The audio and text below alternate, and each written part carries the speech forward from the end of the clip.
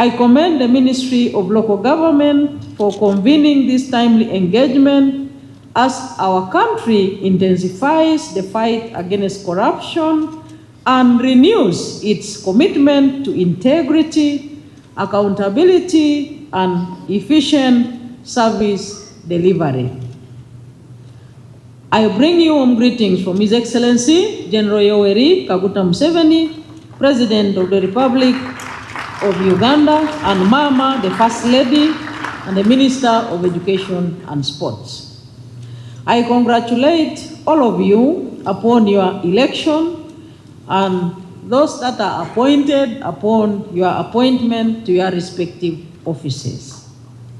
The trust placed in you by the people of Uganda is both a privilege and a solemn responsibility, and it must be repaid through honorable service, discipline, and expeditious, timely results on service delivery. Ladies and gentlemen, corruption remains one of the greatest obstacles to Uganda's socio-economic transformation.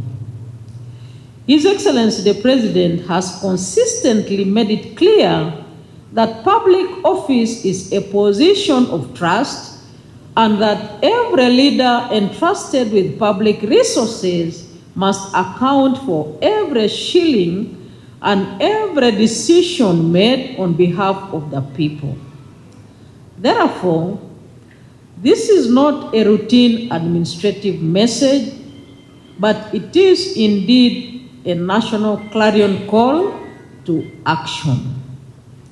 Our commitment to integrity is not new. It is rooted in the values that guided the liberation struggle and is in the NRM's long-standing emphasis on accountability, discipline, and the elimination of misuse of public resources. It is also reinforced by our Constitution, by our national development priorities, and by the firm resolve to build a Uganda that serves its citizens with fairness and dignity. Today's meeting brings together leaders who directly shape the daily lives of our people. Your decisions determine whether children learn in safe classrooms, whether mothers receive quality health care, whether farmers reach the markets on passable roads, whether public servants are recruited on merit, and whether public funds are used for the purposes approved under the law. You can add whether we get to our offices on time, and whether we stay or reside in areas where we are deployed. I know of a category of workers who are deployed in Katakwi, but they reside in Soroti City because they assume that Katakwi is a village.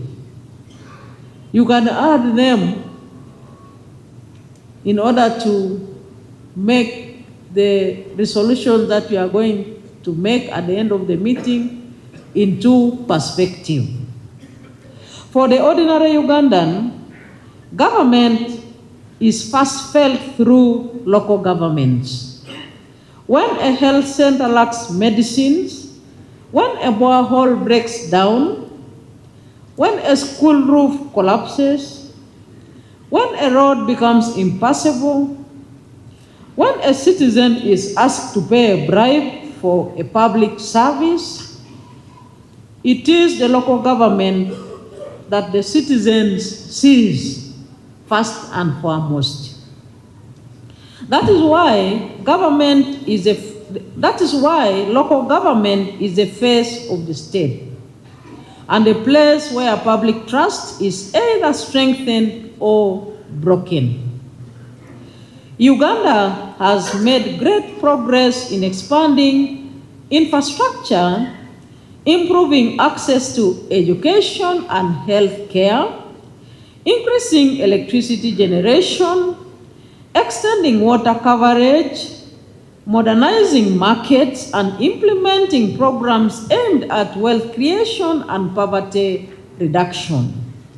Initiatives such as the Parish Development Model, EMIOGA, and other interventions have enabled government to invest sustainable resources in the well-being of our people. These gains deserve recognition.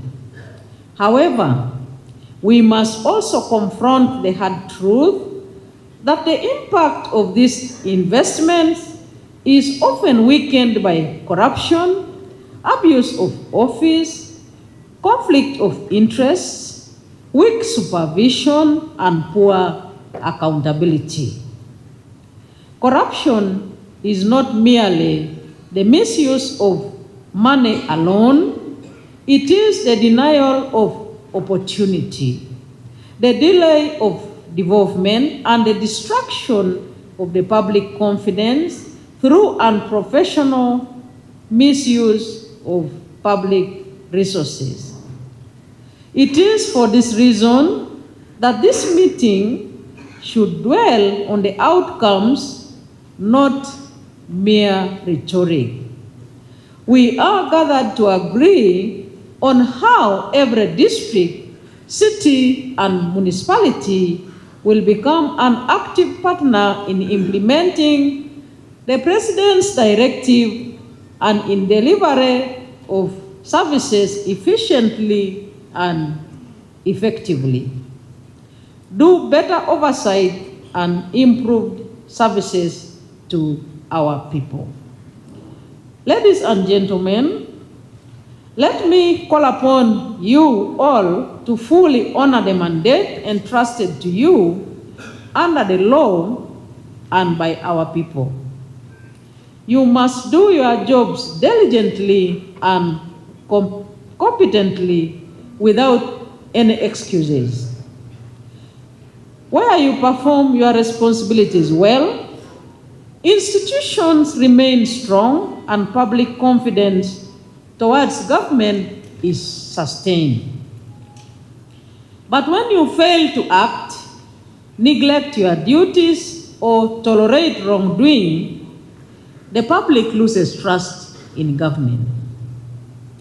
Every district chairperson, mayor, speaker, chairperson of a service commission, chief administrative officer, city clerk, and town clerk should rise to the demands of the office and do your part with integrity, delivering results that will inspire confidence rather than scrutiny.